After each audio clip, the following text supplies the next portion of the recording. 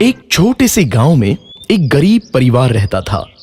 उस परिवार में रामू और उसकी बीवी सीता उसके बेटे चिंटू के साथ रहते थे।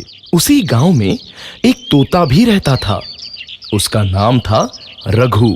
वो किस्मत का धनी था। जहां भी जाता वहां किसी भी चीज की कमी नहीं पड़ती थी। एक दिन रघु उड़ते उड़ते उस गरीब परिवार के घर गया। रघु सोचता है, अरे वाह, लगता है यहाँ आज बहुत अच्छा खाना मिलेगा। मैं पेट भर के खाऊंगा। वो एक कटोरी में रखे अमरूद देखता है। अरे वाह, अमरूद, मुझे तो ये बहुत पसंद है। मैं तो इसे पेट भर के खाऊंगा। रघु तोता अमरूद खाने ही लगता है। तभी सीता रघु को अमरूद खाते देखती है तो गुस्सा हो जाती है और उसे वहां से भगा देती है। भाग यहाँ से, न जाने कहां से आ जाते हैं। मैं तो परेशान हो गई हूं इनसे। सीता के भगाने के बाद रघु चुपचाप से एक कोने में रहता है। धीरे धीरे उस परिवार की बरकत होने लगती है। एक दिन रामू और सीता खाना खाते वक्त बातें करते हैं। आजकल हमारी बहुत तरक्की हो रही है, काम भी अच्छा चल रहा है। रामू कहता है। इस पर सीता कहती है, सच कहा, भगवान हमेशा ऐसे ही हम पर मेहरबान रहे। बेटा चिंटू भी कहता है, पिताजी, मुझे खिलौना लेके दो ना, मेरे सभी दोस्तों के पास है। रामू कहता है, ठीक है, जरूर लाऊंगा। सीता कहती है, कितने खुश है सब, मेरे परिवार को किसी की नजर ना लगे। एक तरफ ऐसी बातें होती हैं तो दूसरी तरफ रसोई में रघु तोता भी अमरूद खाते रहता है।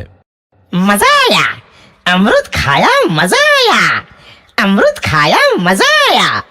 तभी सीता रसोई में आती है और रघु तोते को अमरूद खाते देख बहुत गुस्सा होती है। सीता रघु को बाहर निकालने के लिए पिंजरे में अमरूद रखती है। रघु जब अमरूद खाने लगता है तो पिंजरे का दरवाजा बंद हो जाता है और वो उसमें फंस जाता है। मुझे बाहर निकालो, मैं यहाँ फंस गया हूँ, मुझे बचाओ। अगले दिन सीता पिंजरा उठाकर बाहर दूर उस रघु को छोड़ देती है। रघु के जाते ही उनके घर आई बरकत धीरे धीरे कम हो जाती है। उन्हें बहुत घाटा होता है। सीता कहती है, ये क्या हो रहा है? अचानक इतना कैसे बदल गया? अभी तक तो सब कुछ अच्छा चल रहा था। रामू कहता है, लगता है भगवान हम पर रूठ गए हैं। चिंटू भी कहता है, लगता है अब मुझे खिलौने भी नहीं मिलेंगे। और वो रोने लगता है और बाहर चला जाता है। कुछ दिन बाद रघु तोता फिर से उस घर में आता है। वापस आया, मैं वापस आया, अब मैं जमकर अमरूद खाऊंगा। रघु सीधा रसोई घर में चला जाता है और अमरूद खाने लगता है। कुछ देर बाद सीता रसोई में आती है और रघु को देख कहती है, एक तो घर में पहले से इतनी दिक्कत चल रही है और ऊपर से ये तोता मुझे और परेशान कर रहा है। सीता रघु को वहां से भगा देती है। रघु उड़कर किसी कोने में छुप जाता है। कुछ दिन बाद धीरे धीरे उस घर की बरकत वापस आने लगती है। काम भी अच्छे से चलने लगता है। एक रात जब रघु तोता अमरूद खाने जाता है तो पिंजरे में फंस जाता है। ये लोग आखिर चाहते क्या हैं? एक तोते को शांति से अमरूद खाने क्यों नहीं देते? मैं कौन सा चोरी कर रहा हूँ? बस अमरूद ही तो खा रहा हूँ। तभी रामू वहां आता है और पिंजरे में रघु तोते को देख उसे बाहर छोड़ देता है। ये तोता भी कितना जिद्दी है, बार बार वापस आ जाता है। जैसे ही रामू रघु को छोड़ देता है, अगले दिन से फिर से उनके घर की बरकत जाने लगती है। काम में घाटा होता है।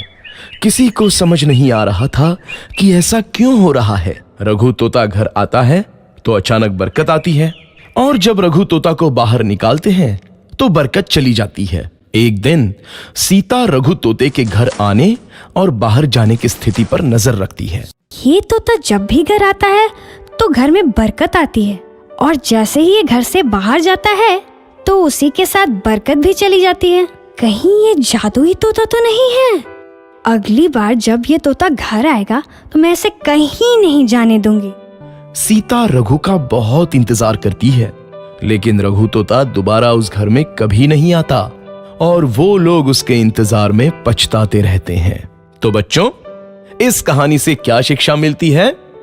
हमें कुछ चीजों की अहमियत तब पता चलती है जब हम उन्हें खो देते हैं।